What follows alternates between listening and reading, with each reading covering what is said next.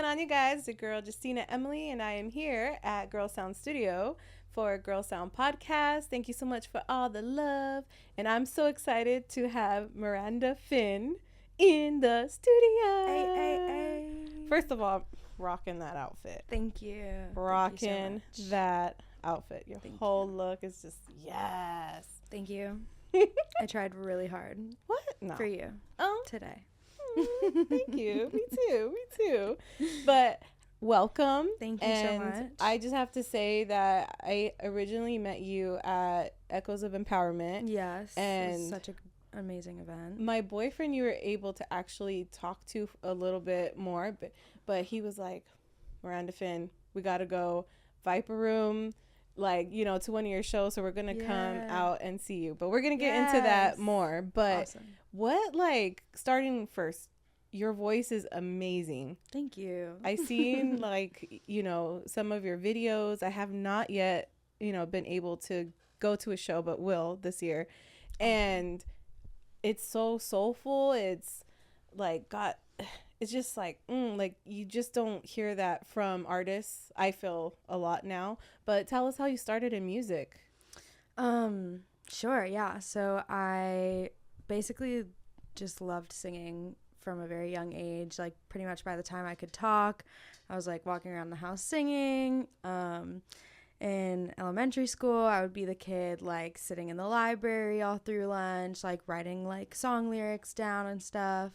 And then around the time I was like 10 or 11 years old, I was at Temple. My family's Jewish, and I like was at Hebrew school, walking through the hallway, like singing to myself. And one of the Hebrew school teachers at my temple, who was like a young dude at the time, like he approached me and was like, hey, like I produce music like at my home studio, and like you have a great voice, like you should like go find your parents, I want to talk to them. And just like that's how you discovered that. That was how I like actually started recording music. So he was probably in like his mid to late 20s at the time. He like started talking with my parents. My mom took me over to his apartment. He had like a little setup there, and we like wrote some songs together, recorded an EP that came out in like 2011 on like iTunes back in the day. And that was like my first experience like recording my music and like writing and recording stuff in a studio and putting it out. We did like a little album cover photo shoot. We like filmed a little music video. A lot of that's been wiped from the internet, but for a good reason, or just because like then when I started putting music out in like high school, I was like, I want to have like a clean slate, you know, not that like, I think, you know, I mean, I was 11, like my voice matured and like my style evolved a lot. So, but that was how I started out. And like, there were a few other things that happened around that time. Like there was a movement on Facebook for, like the bald Barbie movement. It was trying to get Mattel to make a bald Barbie for girls who, like young girls who had cancer and were losing their hair from chemo. And like someone who was spearheading that campaign found my music and like really loved one of the songs that I had done that was like kind of had an inspirational message, and like that song ended up getting used for the movement. And there was like a few other things, and then like, you know, I was also just like a normal kid going to school, playing soccer. And how does that feel knowing that it is a part of a movement and it's used for something and people are, you know, it's like spreading like wildfire, you know, like how does that make you feel that your music is involved in something like that? Yeah, I mean, that's what music's all about, is like inspiring, creating change, like spreading a message, unifying people, being a force for good. I think like, yeah, that's definitely something that I still carry through to my current artist project. And like, as much as it's evolved genre wise and aesthetically, like that's definitely a constant. Like I still care deeply about like connecting people and empowering people through music. So that's awesome. How were you like as a kid? I was a happy kid. I was definitely like, I've always been very outgoing, outspoken. I like didn't always have like the most chill reviews for my teachers. I was like, disruptive, a little disruptive. Yeah. Like, I mean, it depended. Like, I was kind of a polarizing kid. I think teachers either loved me or hated me, which was tough growing up because, like, I did have some teachers who were really, like, anti-Miranda and hated me. Because being disrupted. But now I feel like when you see kids like that are... like, it's just because, we can't all sit down. We can't all learn. If there was a part in elementary school and was like, hey, get up and, instead of sitting down in a chair and you can move around, or let's go sit outside and have, learn outside, and let's sit on the grass and just do that. I feel like I would probably have done a lot better as a student. And then like for artists, like yourself, you probably just... let me express myself, like, Yeah, I mean, I did well in school academically, but a lot, like, I definitely had teachers who did not want to put up with me. My second grade teacher hated me, and we did, like, a little school play, and there was this one part, and the part that I really wanted was, like, a part where you got to sing a little song, and I, like, remember, like, auditioning for the part and like being super, ambitious and excited to like I'm gonna nail this. Yeah, like I was like, I'm gonna get this part. Right. And I got it. And I think right after the teacher told me that I got it, I like ran over to my friends and I was like, I got the part, like I'm so excited. And then she saw me do that and walked over to me and was like, well, Miranda, now that you're bragging, I'm gonna take the part away, sorry. And took the part and gave it to someone else. Yeah, so I was like, I'm like 8 years old. I'm like, yeah, some people shouldn't be teaching children, but that was like Jose's experience. We talked about that. We were like, Miss McDonald. We're still not at Miss McDonald. Yeah. What is yours? Oh my God. What's your second grade teacher? I don't know if I should name second drop grade her. teacher. You know who you are. Yeah, you know who you are. When it comes to your songwriting process, because like you said, you write songs. Yeah. How is that? Like, what gets you going? Is it like when you're feeling something, or what inspires you to write like a song? Yeah, definitely. Like, if I'm going through something, it's like a really good outlet. It depends, right? Because like, if I'm writing something out of necessity, like if there's something really like pressing inside me, like fucked up friend situation. Am I allowed to curse? Yeah, okay. Go ahead. Like a fucked up friend situation. Like I had a really bad falling out with like a friend group in college that I like wrote a song about that. Or like if I like, shoot my shot at someone and they reject me, like I'm probably gonna write a song about it. So there's those things that are like direct from my personal experience. But then like I've also had experiences like writing for sync where there's like a pitch for a certain thing and I'm just like tapping into a specific topic, like a little bit more removed, not like necessarily emotionally connecting, but definitely for my artist work and like my artist project, the music that I'm putting out like on Spotify and stuff, like that's stuff that deeply resonates for me.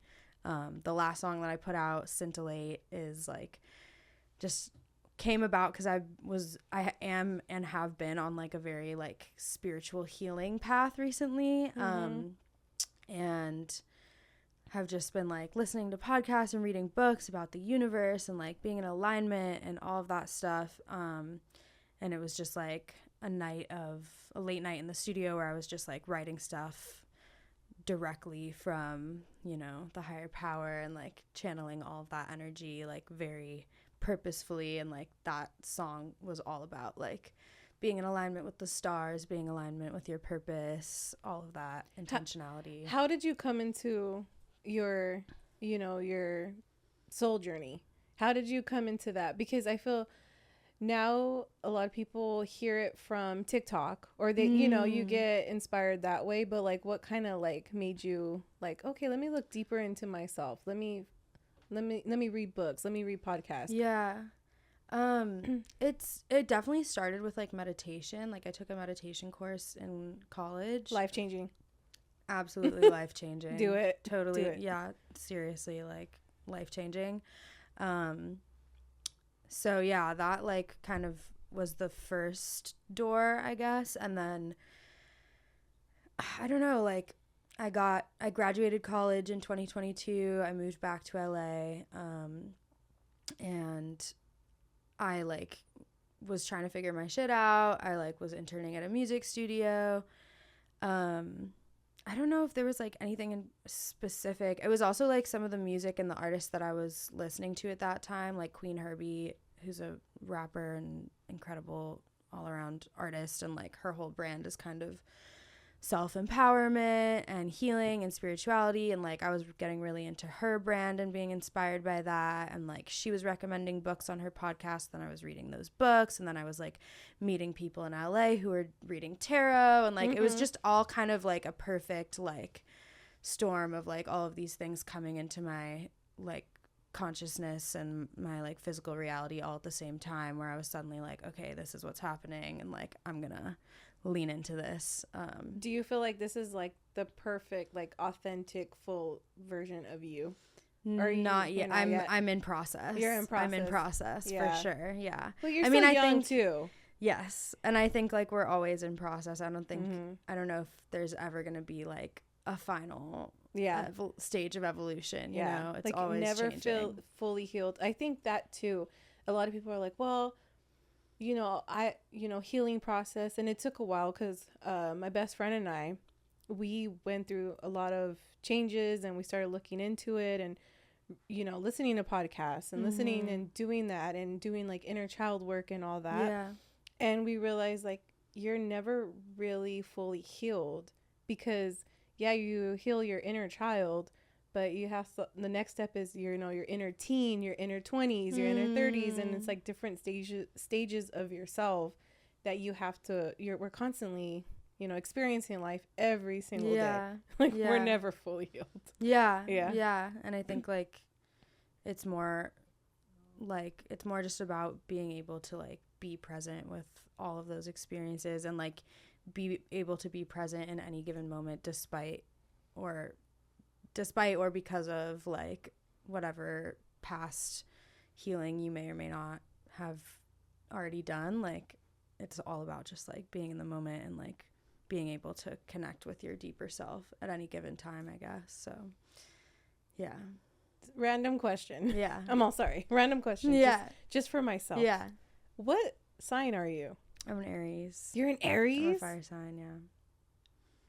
Never would have thought that. Oh my God, really? I know. That's so funny. I feel like a lot of people are like, yeah. That's so Aries of you. Like, yeah. I don't know. I just feel very relaxed and calm. Usually I know a few women that are Aries are a little feisty.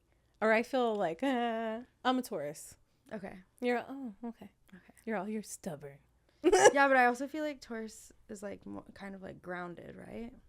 I don't know. I like love astrology, but I don't actually know that much about it. So I know some things. I'm not the best, but it's just like, really? Oh, okay. Yeah. Like, oh, sorry. That was side note. When it comes to your like artist that inspired you, who is that? So like growing up or right now or and anything and everything. I'm obsessed with Raye, Raye.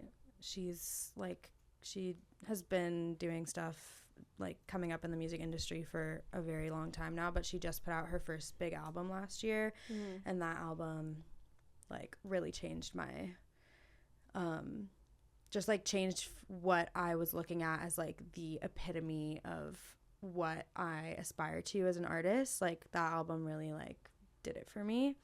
And I went to see her live at the Troubadour, and it was freaking crazy. She's like just sickening as an artist, and the level of talent is just crazy, and like the production, like everything she's doing is amazing. So that's like my like gold standard right now. But like growing up, I was listening to a lot of my parents raised me on like a lot of dad rock, like Cat Stevens, so some folk stuff, Peter, Paul and Mary, and then like I listened to a lot of Beyonce between the ages of like 12 to now, I guess. So like she was like in her solo career already. Oh, okay. Yeah. So yeah. I've always been drawn to like really soulful, like big voice type artists. And then like a lot of the music I was writing in college was like very hip hop R&B focused. So, like Jessie Reyez is like one of my biggest. I'm a huge fan of her. Queen Herbie I mentioned earlier, who I've been listening to a lot over the last like year and a half. I'm a huge Swiftie also, always have been. Like lyrically, I think Taylor Swift's amazing. And yeah, those are just a few. I feel like with Taylor, some may say, oh, she's overrated. She's overrated. But when you look at the empire that she's been able to and to write consistently and not, I mean, they're like, when is she going to not have a successful album? Yeah. Like, when you look at it, it's like, I mean, we're all, you're for it. Yeah. They have the army behind it. Yeah. No, I mean, like her songwriting and like just talent as a businesswoman is so inspiring. And yeah, I mean, I grew up on that stuff too. So I was like, it's in summer camp, like singing Taylor Swift songs to my crush. So yeah. With a sign, like from the music video. Not with a sign, unfortunately. In my days, it was big on Backstreet Boys and NSYNC, like that. Britney, Christina, like, yeah, do you listen to them? Or yeah, no? I've definitely listened to a lot of Britney and Christina, of course, like icons. Yeah, I was like so into the Christina Aguilera Burlesque album, the movie. Did you watch? I seen the movie when it first came out. It's been years. I'm gonna watch it when I go home. Yeah. Now, but the whole album, soundtrack back in the day when they used to sell CDs out of it. But like, Cher. Yeah. Cher too. Yes. Amazing. Yeah, I mean, the list goes on, but how has it been for you to do shows? Because you, like I mentioned earlier, the Viper Room. Mm-hmm. How has it been to be able to perform at the Viper Room? I heard that it's like iconic in LA. Yeah. How has that been for you? It's been really cool. I'm like such a deep lover of live performing, and being on stage and getting to like share that moment with an audience is just like so fulfilling for me. Yeah, like the Viper Room is a super awesome venue. There's like a few other places I've been playing, and I just have like the most amazing group of friends and fans and supporters who come out to the shows, and that's just been like so heartwarming and fulfilling. And yeah, like just like being on a stage, whether it's at the Viper Room or at like a random bar, like wherever it is, like just being able to share music live is so deeply fulfilling. And I feel like that's when like my deepest authentic self really shines through, and I'm like completely not in my head for maybe like some of the only time ever in my life where I'm not like deeply in my head. Like I'm just like authentically channeling like my inner creativity and all of that. Because that is your superpower. The videos that I've seen is like, that is your superpower. Thank like you. You look like you transform into like, boom, this is mine. Thank you. Let me tell you a story. Let me take you on a journey. And I feel like that's what's so beautiful about music, because you can be in one place and just to have that song, that perfect song that could tell you a story, take you through the emotions and make you feel. It's one thing besides, the beat, the instruments, whatever is on the track. But when you can make somebody feel something, and it's like, oh my gosh, you took me back to that breakup I had back in, 10, 15 years ago or whatever. That is your superpower. Can you sing Thank a little you. something? Yeah. Yes. I should have thought about what I would sing. So I have a new song coming out next month. I'll give you like the backstory on it first. Yes. Which is basically that I was at this might have been Valentine's Day last year, which I'm hoping that the song will be ready for Valentine's Day this year, which is very fast approaching, but we'll see. But it's definitely coming out next month. But yeah, so I was at a Valentine's Day party last Valentine's, And I like was on the dance floor and like was standing next to this like gorgeous person who I was like kind of, you know, like just dancing next to them, like hoping they would kind of turn around and maybe dance with me or talk to me. And then I think they were like kind of with a friend or something, and like they weren't paying any attention to me. So I just kind of like stood there for a little bit and lingered. And then at some point I was like, all right, let me like go grab a drink, come back, regroup. Maybe I'll have the courage to like walk up and talk to them. So I went and got my drink, and then I came back, and then they were gone. And I was like genuinely devastated. Like, I think I had fallen in love instantly in that moment. So then I wrote a really emotional song about it. And that's the song that's coming out What's next the name month. of it? It's called Vicious. Okay. So I can sing a little bit of that for you right now.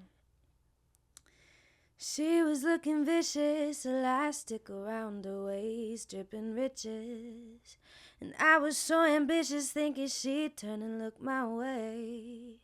And I don't believe in love at first sight, but she broke my heart by the end of the night. And baby, why you gotta look so damn good, standing right beside you, but I never could say you're beautiful and what's your name? Honey, why you gotta move like pure bliss, standing right beside you, but I'm so speechless. Hey, these are all the words I couldn't say. Thank you. I'm really excited about that track. It's coming out. Why am I crying? Oh! I'm like so like my cheeks hurt. Oh. Don't cry. It's okay. Stop it, Joe. Joseph's like, really? She's really do this? Justina, hold it together. Wow. I can't wait for that to drop. Thank you. I know, I'm so excited about it. How long did it take you after that, though? Like, when you left the party, you instantly went? No, so I think maybe like it was like maybe a couple weeks later. I was at a session with some producers that I was working with, and one of them played me a track, and they were like, "Here, write something to this," and I was like, "All right, let me access my trauma." And then it was like, all right, wow, I'm gonna that night was just like fresh in my mind, and I was like, let me put this onto the page. And I wrote the whole song in like a couple hours, and then maybe like an hour or two,